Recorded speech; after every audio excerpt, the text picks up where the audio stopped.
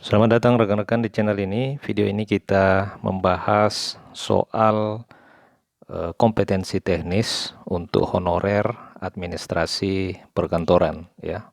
Soal ini atau materi soal ini itu nantinya akan keluar pada seleksi P3K pada tahun 2024 ini. Rekan-rekan khususnya honorer teknis termasuk juga honorer kesehatan yang memang selama ini memiliki jabatan di bidang administrasi bisa menonton video ini bagaimana kisi-kisi soal atau materi yang akan masuk pada seleksi P3K pada tahun 2024 ini. Sebelumnya bagi rekan-rekan yang ingin mendapatkan paket lengkap soal untuk seleksi P3K atau untuk pengangkatan honorer menjadi P3K pada tahun 2024 dapat menghubungi admin kami melalui nomor WA yang akan saya bagikan di kolom deskripsi ataupun di kolom komentar video ini. Rekan-rekan, untuk honorer administrasi perkantoran yang ingin melamar pada P3K atau ingin mengikuti seleksi P3K pada jabatan teknis administrasi perkantoran, ada beberapa materi soal yang perlu rekan-rekan pelajari ya, agar bisa menjawab secara tuntas soal-soal kompetensi teknis, khususnya kompetensi teknis administrasi perkantoran. Yang pertama terkait dengan manajemen perkantoran. Manajemen perkantoran ini nantinya akan ada soal-soal yang terkait dengan topik tersebut. Untuk manajemen sendiri itu kita memahami bahwa dalam sebuah manajemen itu ada perencanaan dan pengorganisasian menjadi sebuah langkah yang krusial untuk memastikan kelancaran kegiatan kantor. Selain manajemen perkantoran juga ada materi terkait dengan administrasi umum. Administrasi umum itu mencakup pengelolaan surat menyurat, kemudian juga mengenai jenis komunikasi tertulis baik internal maupun eksternal, dan pengarsipan dan dokumentasi. Jadi ini termasuk bagian dari administrasi umum. Soal-soal ini atau materi ini akan masuk pada bagian kompetensi teknis di dalam seleksi atau pengangkatan honorer menjadi P3K. Selain itu materi yang ketiga juga teknologi perkantoran. Teknologi perkantoran ini meliputi perangkat lunak perkantoran serta keamanan informasi. Jadi terkait dengan teknologi informasi, rekan-rekan khususnya teknologi informasi di perkantoran, rekan-rekan juga perlu mempelajari hal itu agar supaya bisa menjawab soal-soal kompetensi teknis di dalam seleksi P3K. Selain itu juga ada komunikasi bisnis dan layanan pelanggan, serta terakhir adalah keuangan perkantoran. Nah, ini adalah 4 materi yang biasanya masuk di dalam kompetensi teknis, soal kompetensi teknis untuk jabatan P3K administrasi perkantoran. Nah, rekan-rekan, langsung saja kita ke soal, salah satu contoh soal dari kompetensi teknis administrasi perkantoran ya. Di sini contoh soalnya adalah apa yang dimaksud dengan administrasi umum. A. Pengelolaan keuangan perusahaan. B. Pengelolaan dokumen dan surat menyurat. C. Pengorganisasian dan koordinasi aktivitas kantor. D. Pembuatan laporan keuangan. E. Pengelolaan sumber daya manusia. Jadi apa yang dimaksud dengan administrasi umum? Jadi perlu kita pahami di sini ada administrasi umum. Kalau pengeluaran keuangan tentu ini tidak terkait dengan administrasi umum ya, karena ini terkait dengan keuangan. Kemudian pengelolaan dokumen dan surat menyurat sebenarnya ini sudah termasuk juga ke dalam kegiatan administrasi umum. Kemudian C. Pengorganisasian dan koordinasi aktivitas kantor. Pengorganisasian dan koordinasi aktivitas kantor. D. Pembuatan laporan keuangan, pengelolaan SDM. Jadi pembuatan laporan keuangan ini hampir sama dengan jawaban bagian A, pengelolaan keuangan perusahaan. Pengelolaan SDM ya, pengelolaan SDM ini salah satu termasuk ke dalam administrasi kepegawaian ya, administrasi kepegawaian untuk pengelolaan SDM. Jadi sebenarnya jawaban yang paling tepat di sini adalah poin C, yakni pengorganisasian dan koordinasi aktivitas kantor. Kegiatan pengorganisasian ini sudah termasuk di dalamnya pengelolaan dokumen dan surat menyurat serta koordinasi aktivitas kantor.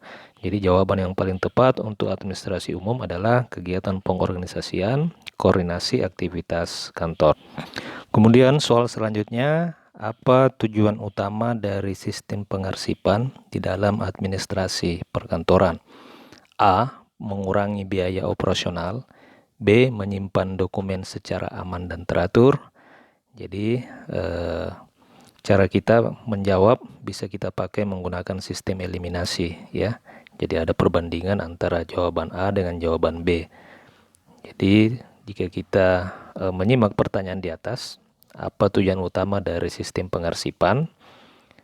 Antara jawaban A dengan jawaban B ini mana yang lebih tepat? Rekan-rekan bisa rekan bisa membandingkan antara jawaban A dengan jawaban B. Mengurangi biaya operasional ataukah menyimpan dokumen secara aman dan teratur? Ini apakah ini termasuk dari tujuan utama, ya? Tujuan utama dari sistem pengarsipan. Tentu kalau kita membandingkan jawaban A dengan jawaban B, yang lebih tepat adalah jawaban B, menyimpan dokumen secara aman dan teratur. Mengurangi biaya operasional itu memang ada dampak dari administrasi pengarsipan, ya, pengarsipan dalam administrasi kantor, akan tetapi yang lebih tepat adalah jawaban B, sehingga untuk jawaban A kita eliminasi. Nah, sekarang C, meningkatkan produktivitas karyawan. Apakah sistem pengarsipan ini bisa mempengaruhi produktivitas? Tentu tidak, ya. Pengarsipan itu tidak bisa mempengaruhi secara full produktivitas karyawan, sehingga jawaban bagian C ini bisa kita eliminasi. Sekarang kita bandingkan antara jawaban B ini dengan jawaban D. Mengurangi jumlah dokumen, ya. Apakah sistem pengarsipan itu mengurangi jumlah dokumen? Tentu tidak, malah sebenarnya kalau pengarsipan yang baik, jumlah dokumen ini akan bertambah, ya. Jadi jawaban nomor D ini, bagian D, kita eliminasi. Jadi yang tersisa sekarang jawaban bagian B dan jawaban bagian E. Sekarang kita bandingkan antara B dengan E. Meningkatkan kepuasan pelanggan. Nah, sistem pengarsipan apakah berpengaruh secara langsung kepada kepuasan pelanggan? Tentu ini tidak bisa berpengaruh. Kearsipan yang baik ini tidak bisa berpengaruh secara langsung kepada kepuasan pelanggan. Sehingga dengan demikian rekan-rekan sekalian, jawaban yang paling tepat adalah jawaban B, yakni tujuan utama dari sistem pengarsipan dalam administrasi perkantoran adalah menyimpan dokumen secara aman dan teratur. Jadi caranya seperti itu rekan-rekan, supaya lebih tepat kita di dalam menentukan jawaban dari sebuah pertanyaan. Kalau saya pribadi menggunakan mekanisme sistem eliminasi, ya. Sistem eliminasi perbandingan antara jawaban A, jawaban B, C, D, dan E. Nah, jika rekan-rekan memiliki metode lain, silakan gunakan metode yang memang rekan-rekan asik, ya, cocok untuk rekan-rekan gunakan dalam menjawab sebuah pertanyaan.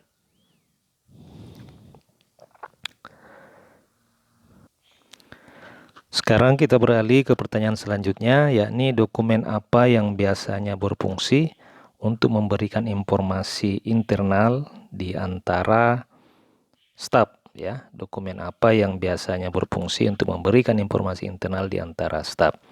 Nah, kita coba lagi mekanisme eliminasi dalam menjawab pertanyaan ini. Yang pertama, surat resmi, ya. Surat resmi. Kemudian memo, mana yang lebih tepat? Mana yang lebih tepat untuk menjawab pertanyaan, yakni dokumen yang digunakan di dalam administrasi internal pegawai. Surat apa tadi? Sebentar, ya. Surat resmi atau memo, ya. Surat resmi atau memo, dokumen yang berfungsi untuk memberikan informasi internal. Tentu yang lebih tepat di sini antara surat resmi. Surat resmi ini biasanya selain ke internal, dia juga bisa digunakan ke eksternal kantor. Jadi yang lebih tepat adalah B. Jadi sehingga jawaban A kita eliminasi. Kemudian untuk jawaban C, laporan tahunan dengan memo. Laporan tahunan ini bukan sebuah surat, ini berbentuk sebuah laporan. Jadi yang lebih tepat kita eliminasi adalah jawaban C, sehingga yang tersisa antara jawaban B dan jawaban D dan E. Dengan nota dinas. Nota dinas ini apakah termasuk administrasi yang berfungsi memberikan informasi internal di antara staf? Nota dinas selain ke staf dia juga bisa digunakan ke eksternal staf, ke eksternal kantor. Sehingga kita bandingkan jawaban B dengan C, ini jawaban D kita eliminasi. Facsimile seperti itu juga ini digunakan untuk eksternal kantor. Sehingga jawaban yang lebih tepat adalah jawaban B. Nah rekan-rekan, demikian sedikit pembahasan soal administrasi perkantoran termasuk tips dan trik eliminasi yang digunakan di dalam menjawab pertanyaan. Semoga cara seperti ini bisa rekan-rekan gunakan, akan tetapi sepenuhnya tergantung dari cara apa yang rekan-rekan gunakan di dalam menjawab sebuah pertanyaan. Nah, bagi rekan-rekan yang ingin mendapatkan bank soal seperti ini, khususnya untuk materi administrasi perkantoran, dan termasuk juga materi-materi lain atau jabatan-jabatan lain, termasuk guru kesehatan dan administrasi umum, pemadam kebakaran, kemudian jabatan-jabatan fungsional lain. Nanti kami akan siapkan bank soalnya. Silakan hubungi nomor WA admin yang akan saya bagikan di kolom deskripsi atau di kolom komentar video ini. Terima kasih, sampai jumpa di video berikutnya.